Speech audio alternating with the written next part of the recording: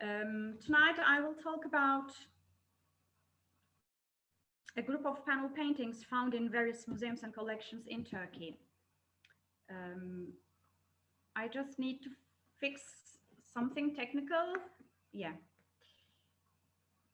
Okay. Something happened and I couldn't really move forward with my slides. They are Greek Orthodox devotional objects, therefore used to belong either to churches as part of public devotion or were for the private veneration. These works are attributed mainly to the 19th century. Let's begin with some history. As my co-organizer is a historian, I have the responsibility, and as an art historian as well. After the First World War and the subsequent War of Turkish independence, the then regionally found and collected antiquities were mainly transferred to the newly founded museums.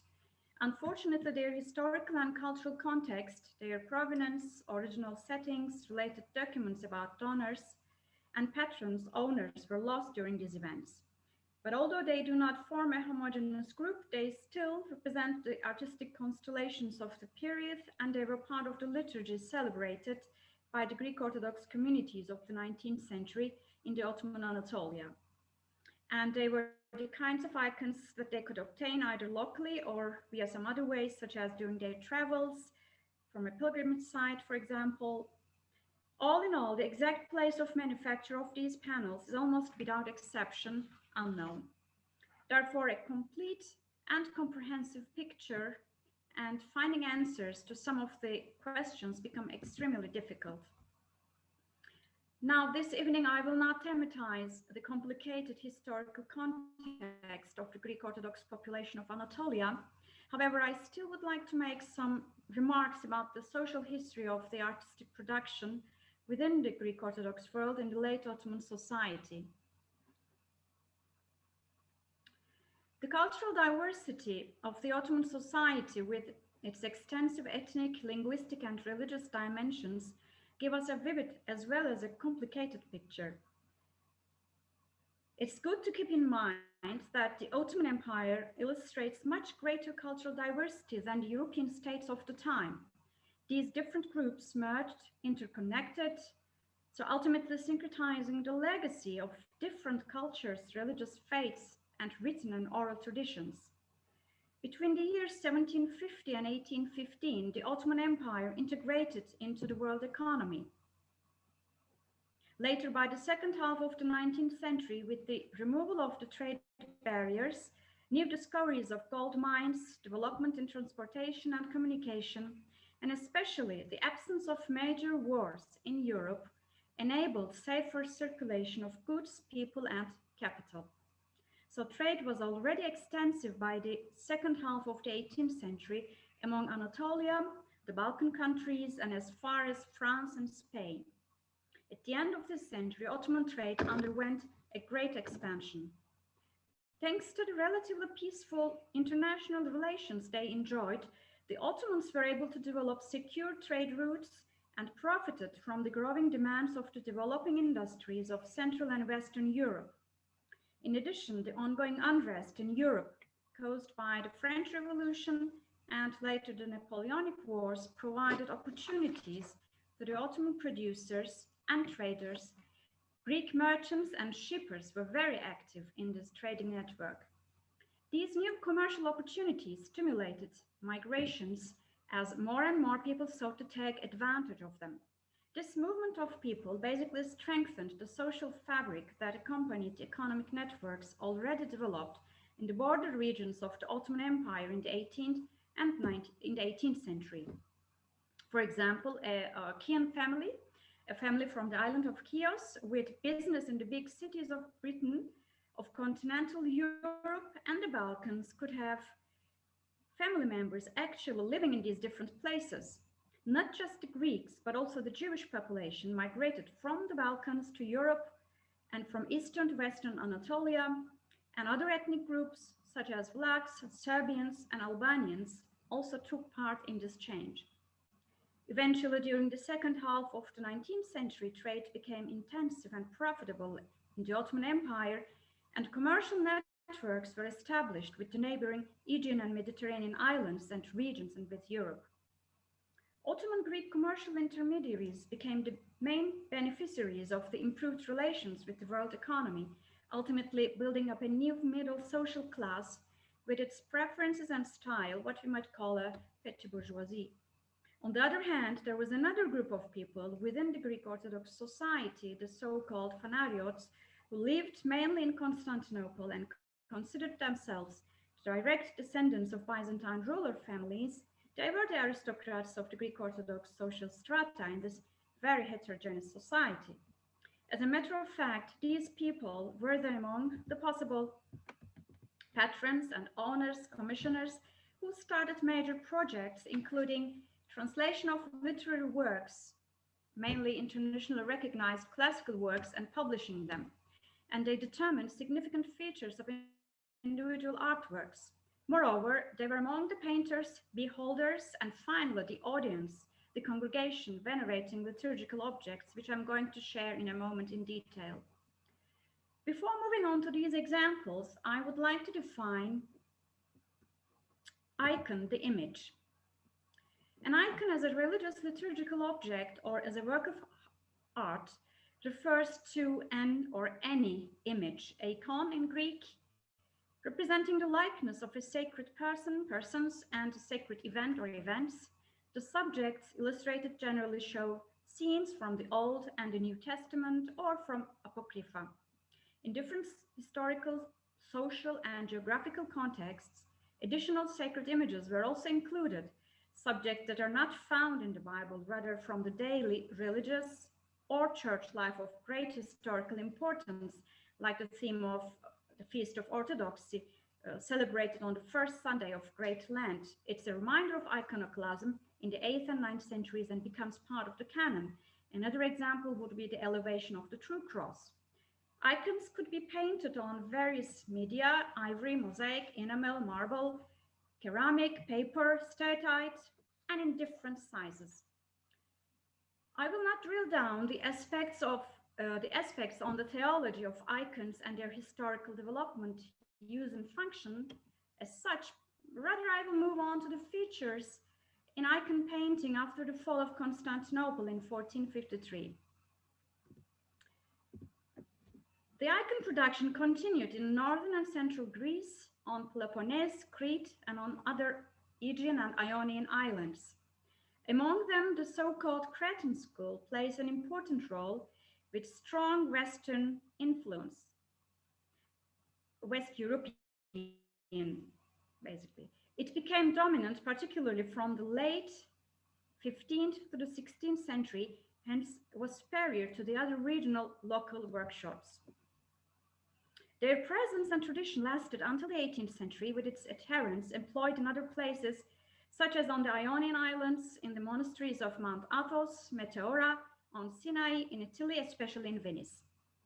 In the 18th century, an art historical debate took place about the form, style of the Greek Orthodox religious painting and which approach to be engaged to follow to as well. At its center lie two opposing, elaborate theoretical works composed by the two painter monks from Mount Athos. One is Hermenia, or the Painter's Manual, compiled by Dionysius of Furna, and the other one, Perisiographies on Painting, written by Panagiotis Doxaras of Zante. Both works took inspirations from the past, from older examples of the previous centuries. Dionysius turned its face to the 14th century, to the works of Manuel Panzelinos, while Doxaras admired masters of European Renaissance, especially late Renaissance, works of Titian, Tintoretto, or Veronese. At the end, Dionysius' view was accepted in pursuit of style and iconography. Majority of the Greek Orthodox community shared his arguments, his conception on how a religious painting should look like. In the meantime, during these centuries, a lack of central school and a commonly shared stylistic ground set off a range of trends. In this rather post-mortem status of Byzantine religious images, as there was no central main school of icon painting as well as a common central ground or aspiration to look for, many workshops of regional character were founded, featuring regional and local ideas and conceptions. They were usually interactive with one another by exchanging their ideas and providing itinerary artists. At the same time, design patterns, motifs, and styles of the late Renaissance, of Mannerism and Baroque periods were very much favored and applied to icon painting. The iconographic and stylistic analysis with presumptions about their production date and provenance provides the idea that these panels were mainly descendant from the models and patterns of Middle and Late Byzantine iconographic formulations. They handed down already over the centuries. Yet these works, in their iconographical and stylistic modifications, were also shaped by the zeitgeist, as it is demonstrated in the regional local post-Byzantine painting. There is no consistent development in the former Byzantine territories, also not in Anatolia. Among the existing icons, there are representations of both the conventional Byzantine iconography as well as ones with features of West European painting, motifs, forms, or originated from the developments in the Western European Christianity, like Reformation. They reveal a new painterly artistic constellation as well. Now let's move to the examples. In the first slide, we have the motif of a lectern with an open book in the Annunciation scene, which is not a Byzantine element, and it comes to the Orthodox painting after the Reformation. Another example is this flannel tissue-like piece of cloth in the scene of Nativity. And here, this tiny cloth becomes a permanent feature of a newly born Christ's garment, usually found in the Renaissance paintings of Nativity. So we have examples from Titian after an engraving after him. And here is another one. It's a transparent, very tiny, very delicate flannel or a piece of clothing garment. Another example, very unusual in the Byzantine painting, is the Circumcision of Christ with the portrait of Basil I, the Cappadocian father. So we have the earliest example. This is the first and the last example of act of circumcision, which is the preparation actually, comes from the Menologion of Basil II. And we have centuries later the event. It's rather impressive, and included also the portrait of Basil I, because their feast days, their commemoration are on the same day, 1st of January. So according to the liturgical calendar, they're put together into one piece of panel. And we know that the circumcision is considered as one of the 7 sorrows of Mary, especially in the 15th and 16th centuries. Another closer look. This is another example from an Albanian painter from the 18th century, Constantin Sapataraku, and Cretan painter with San Basil. It seems that this was a commonly accepted iconography, circumcision at the back and Basil included to the scene, and it's from 17th century Cretan painter Emmanuel Sanfornaris.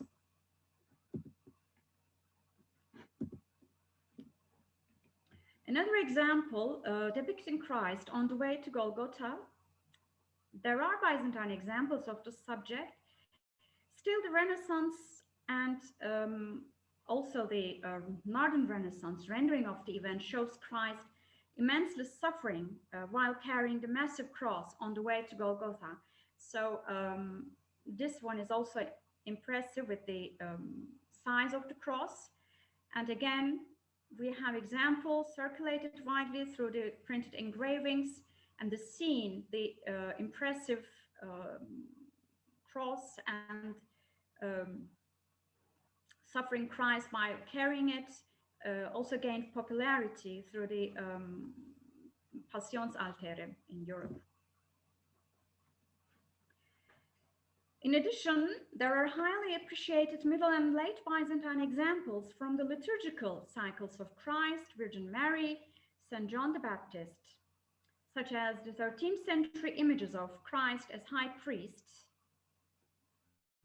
as seen here, or the winged image of St. John the Baptist as an angel of wilderness. And this iconography was favored during the 17th and 18th centuries, and also another popular iconography of Mary, the unfading rose, also very popular in the 18th century. It shows the 24 verses of the Akatistos hymn. It's a hymn honoring the Virgin Mary to be sang standing in the celebration of the liturgy during Lent. And in this particular example, there are two inscriptions at the bottom, at the lower part of the panel. One is in Greek, one is in Karamanli. It's another unique feature of the central Anatolia, in and around Ikonia, Sille, and some parts of Tokat and Antalya as well. So we have the name of the painter written, and one of the inscriptions transcribed here, the Karamanli inscription as well.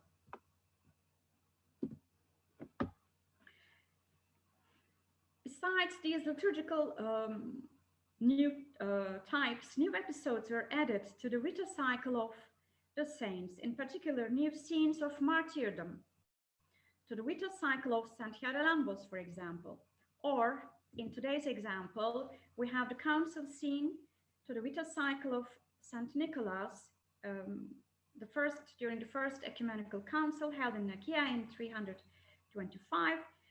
He was also present, and he was attacking Arius, as seen here on the upper right corner of the Vita cycle. And this scene is not attested prior to the 17th century. And these are other Vita scenes, details from the same panel.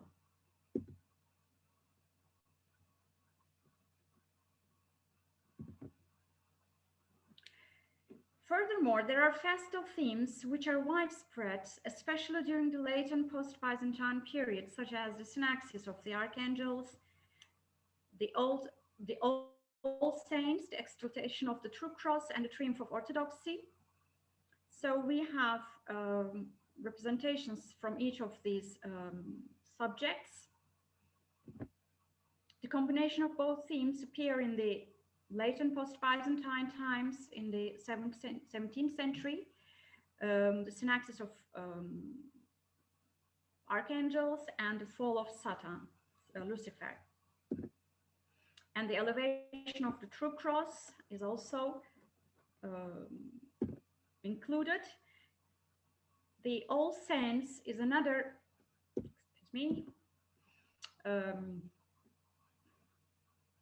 panel showing another interesting feature, St. Christopher, the dog-headed saint here. And this iconography is mostly popular in the paper icons during the in the 19th century.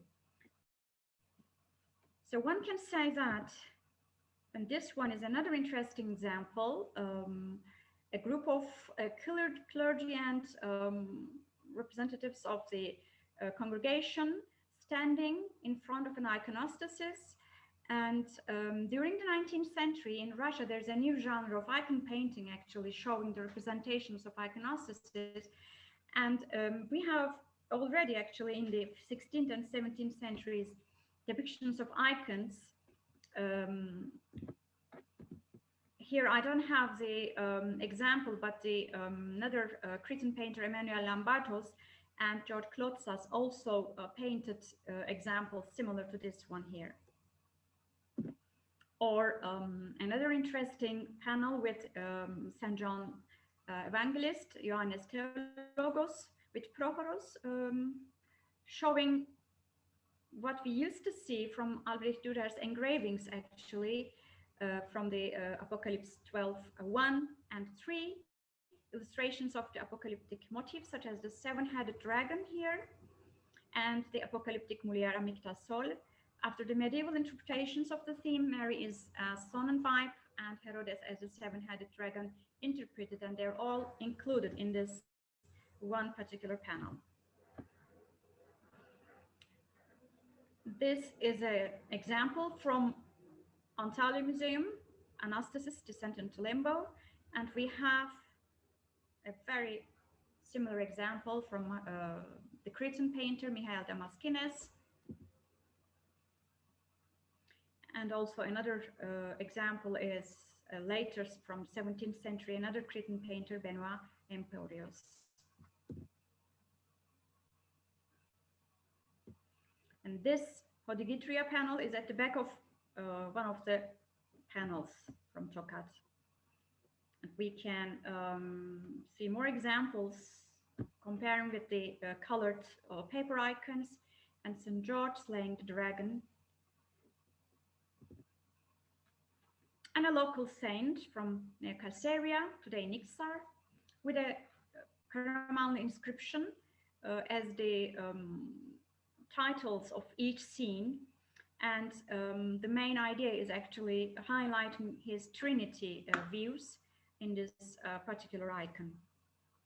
One can say that there's a strong reference to the works of Aegean and Ionian islands. Inspiring examples seem to come from the models and design patterns of the Cretan school, whereas for other relatively conservative iconographies should be taken into consideration. In order to win a complete picture of possible supra-regional relations, comparison needs to be made with other coherent material, which are mostly featured and presented in the exhibition and museum catalogs elsewhere. However, the identification of their true locality is disabled due to the lack of further information and records. So we can just speculate about the possible origins of their manufacture and the origins of their artists. Nevertheless, considerable number of panels provide stylistic affinities among themselves, which supports the fact that they were painted by local painters, artists who were accustomed to the concepts and models of the Renaissance and Baroque, probably through printed materials circulated by them mostly of the engravings as shown previously. The painter should already be familiar enough with long established conventional Byzantine models and examples. Few icons are dated with inscriptions painted on them. Others have dates penciled at the back or iconographic indicators of dates. These dates are either a precise year or within a certain range. Only a few allows us to pursue individual traits of a certain painter. And here's an exceptional one, also dated to 1661, with a signature and a votive saying. As final words, the icon painters of the post-Byzantine periods could not affect and shape the established traditional content, as also was the case centuries before them. Rather, they enacted towards the individual convenience and needs of their patrons. These post-mortem Byzantine images from the 15th until the 19th century aspects of their ontology regarding their form, content, function, and meaning remained Byzantine. On the other hand, they also generate another look via one way or another adapted Western pattern that I brought forward this evening also serve as a springboard for further discussion on this topic and beyond. Thank you very much for your patience. Thank you, Sercan, for your talk. There were already questions while you were speaking, so that I think speaks volume of the interest that your talk sparked. So I will start with the first one, coming straight from Edinburgh. Apparently is snowing Edinburgh at the moment. A short question regarding symbolism. Why is Ios Yannis or Prodromos shown as winged saint? In one of the icons shown at the beginning of your presentation, this is referring to one of the icons shown at the very beginning of your presentation. This theme, according to Michael Payton, is the gentleman asking the question. According to him, this theme was apparently extremely popular in Paleologan and post-Byzantine eras.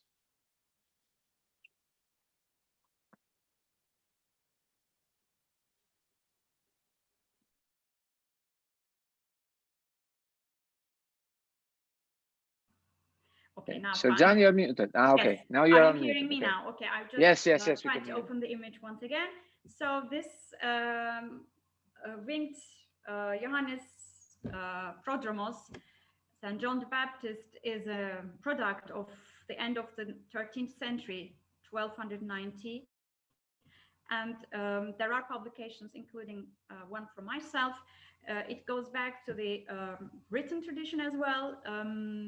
Also, the rise of angelology in the universities as a discipline, their inclusion in the curriculum in the University of Paris, for example, and the discourse about the angels at that time between the Dominican and Franciscan clergy. So there's a lot of topics surrounding this image, but also the Byzantine orators used the analogy of angel when they wanted to describe the emperor.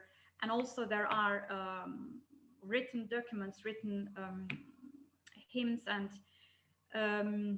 written material that describe Johannes Prodromos as an angel of the wilderness. So it's now extensively researched, I think, topic, and one can find the publications now. I included my study also in Academia Edu, so if they're interested, they can read it. It's there, they can upload it. And I mean, it's a very interesting iconography, and it's to do with the salvation of the St. John the Baptist, because it was as sacred as as Christ himself. And so we have testimonies of more than one writer making analogies of him and the angels. I think for the time being, maybe it's Thank you, Sercan. There is another question.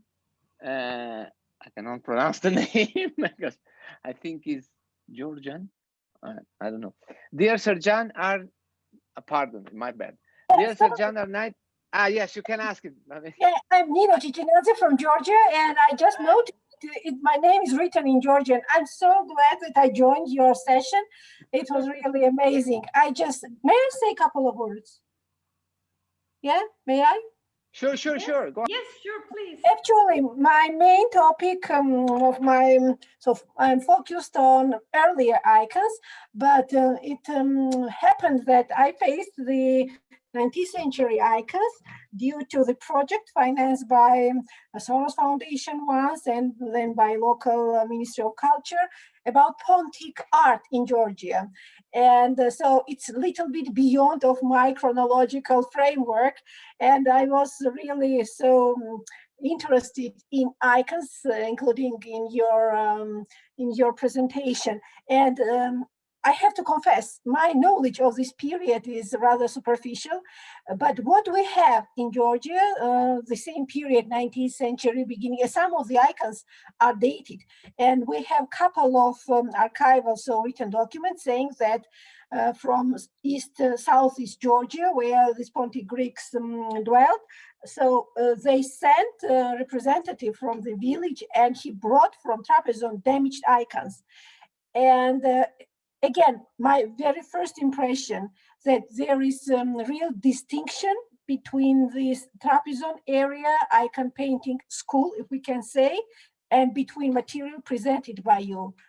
So Am I right, or you don't? You can say you can comment on this difference in schools, or it was maybe icons we have in Georgia of Pontic Greeks. Maybe they come from the rural area and they are of lower professional skills produced by less professional artists, icon painters. I don't know. Can you? Yeah. Can you comment? We can distinguish several icon painting schools in. Yeah. But you mentioned that we don't know their history, right? Where they come from and whether they are imported or made in situ. Or... we have some information showing that they are not imported. By import means within the Ottoman from outside. It's a very complicated topic, but we can surely define by studying their stylistic affinities or looking for iconographic clues, certain similarities, certain groupings. So it's possible. And as I tried to point out, there is no central school after 1453. So, and they are more local, regional, and sometimes very strong patterns. Their will, their askings or orders, specifications played a much greater and influential role. But definitely there must be some similarities. There are caramel inscriptions on a icon from Inner Pontus, let's say from Tokat, and also from Antalya or from Kayseri. So we also know for sure that the artists or the painters were traveling intensively. They departed from their hometowns in April and then came back during fall in September, October again, and they traveled. They left their marks everywhere they went, and they were traveling as families, as generations as well. So it's a very interesting, very complicated, yet very enjoyable topic.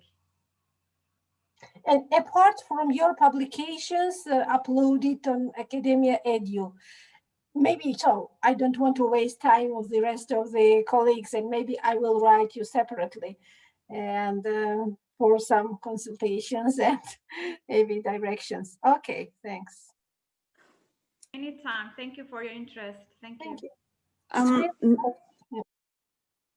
May I add something as well about why Saint John the Baptist was depicted as an angel?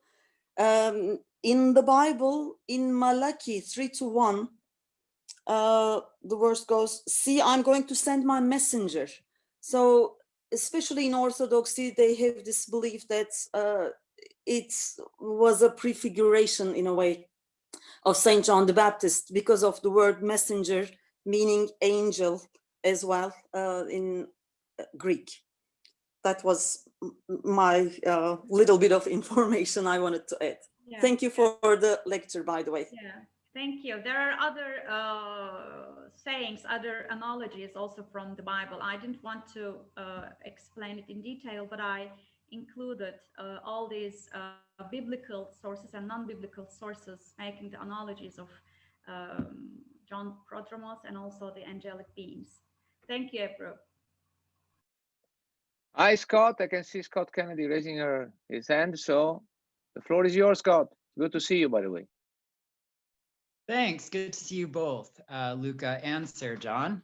Thanks for the talk. It's a really interesting period, particularly for a Byzantinist. So I had a question. I've been recently coming across these sort of representations of essentially pagan wise men, like Solon, Thucydides, Homer, in Greek Orthodox churches, particularly during this period. Most of them are sort of in the Peloponnese. Have you come across any in Anatolia? Yes, that's a very interesting question. We have a lot of examples also on Athos. Maybe Ivana can also add on this issue. There are no that prominent examples from Anatolian icons, but there are embellishments, let's say, on the thrones, on the secondary objects, not vital to the iconography, that we have representations of some classical figures, let's say, or antique representations from antiquity, but it's not on a primary zone. It's more of a secondary zone, let's say. They are on the requisites of the scene, but not that prominent as in the Peloponnese or on Athos as well. Okay, thank you. Thank you. You're welcome. So there are no questions on the chat. In the chat, anybody wants to take his or her chance? Yes, I think Mr. Gates wants to make a comment. Ah, yeah, I can see that. Hi, Charles. It's good to see you too. Hi, yes, thank you, Sercan, for this talk. I wondered if you could tell us which museums in Turkey have the big collections of these icons. I know you've worked in Antalya and Tokat. What about other museums? Where can we see examples of these icons? Yes, I also worked on Bursa and Sinop, and they have, in Sinop especially, they have an impressive collection as well. And Istanbul, obviously, we know from the Hagia Sophia Museum. But so far, from my knowledge, the greatest was in Antalya and Sinop. From the artistic point of view, maybe Sinop has an impressive collection as well. Why do you think only these museums have these collections? Like, what about in the Cappadocian area? Are there no, do museums there have collections or not?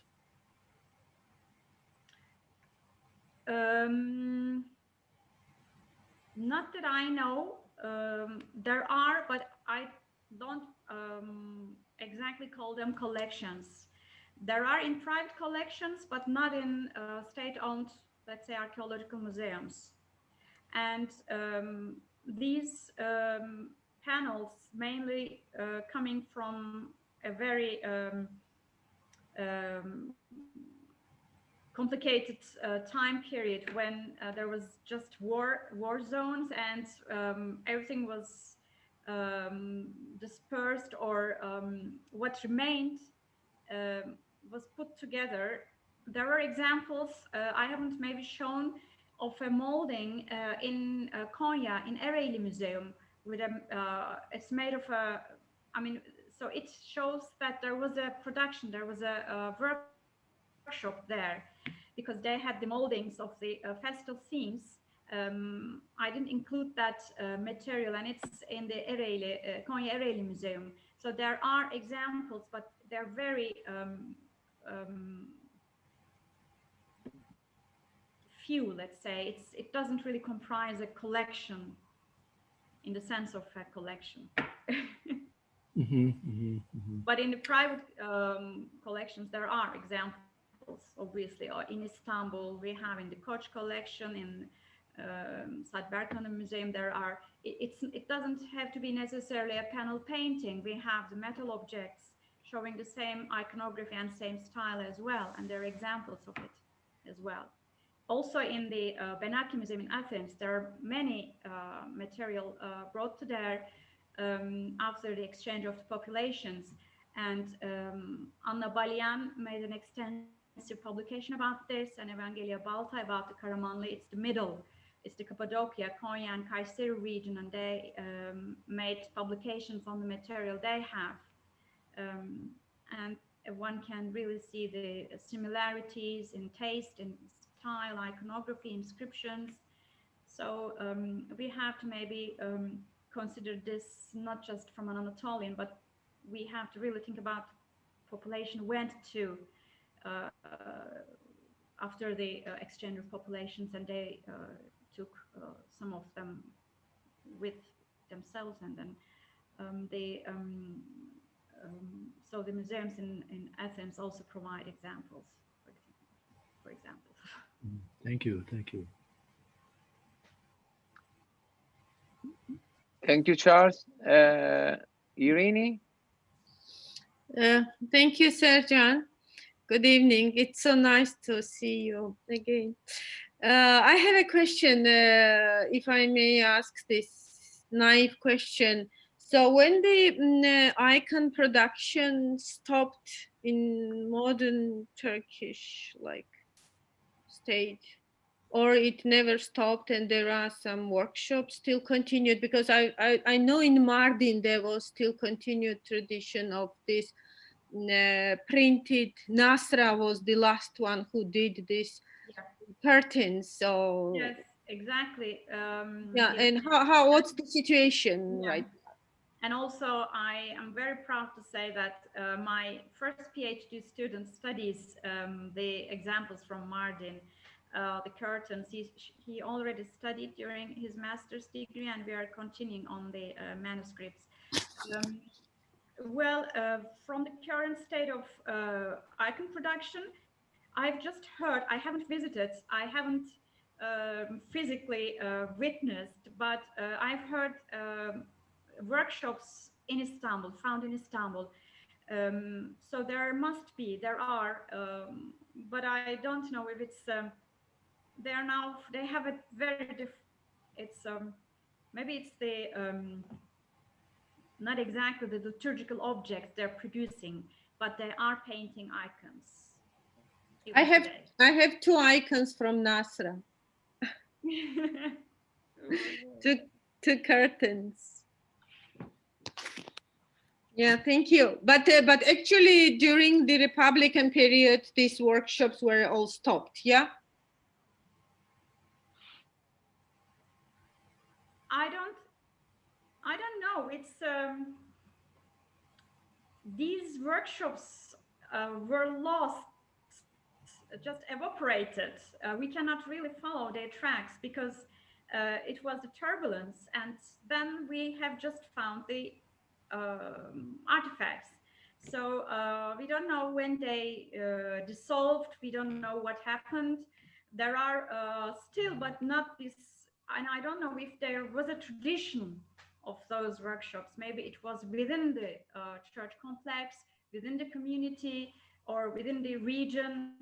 So when they moved away, they probably took all these artisanal skills and with them. schools. Yeah.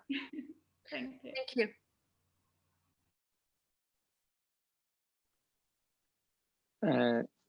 Any other question? In the meantime, there is also a nice side dish conversation on the chat about Georgian icon catalogs. So I think very, very, very good that your talk also branched out. Any other question?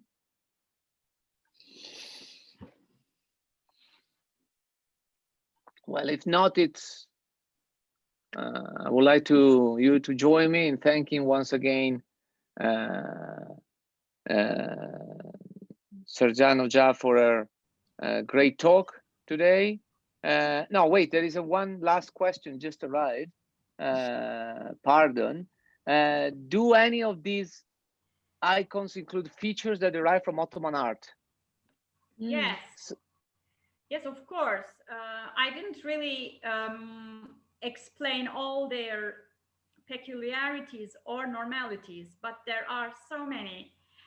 Ottoman, even Counter-Reformation motifs. So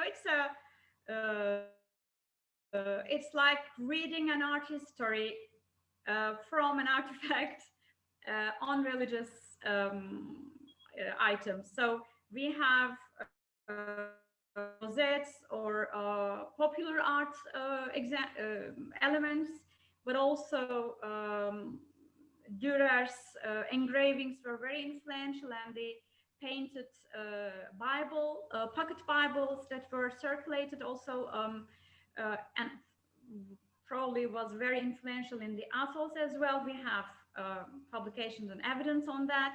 So they were very aware of all these things, what's happening around us. So including the very society they were living in, they were Ottoman, above all, Ottoman citizens. And we have to think that it was part of their daily life as well. So we have so many examples for that. Thank you. Thank you very much for everyone having your time and coming and listening. This topic, it's a nice feeling to share it, because it's part of our cultural heritage and world heritage as well. And these people are not there anymore, and they once it was their land, it was their home, and they went away. And what we have is just the reminiscent, just what they have left as imprints are these panels. So we are trying to understand their liturgical life, their way of thinking, their tastes, worldview. So many things were involved in making these panels. Thank you. So take care. If you have. Thank you, Sercan Hoca. Just a brief announcement. We will be back next Thursday. It's a back-to-back Byzantium and Ankara week with with Dr. Ioanna Christoforaki. The talk is entitled From Appropriation to Acculturation, Buildings, Frescoes, and People in Hospitaller Roads. So next Thursday, I hope to see, if not all, at least most of you. Thank you once again. A metaphorical round of applause to Sercan Hoca. And thanks to our team, courtesy of which this talk is going to be put on YouTube, on our YouTube channel. And I'll see you next week. Take care, stay safe, and stay healthy. Thank you very much. Good night. Thank you, Luca, for everything, for being with me. Bye-bye.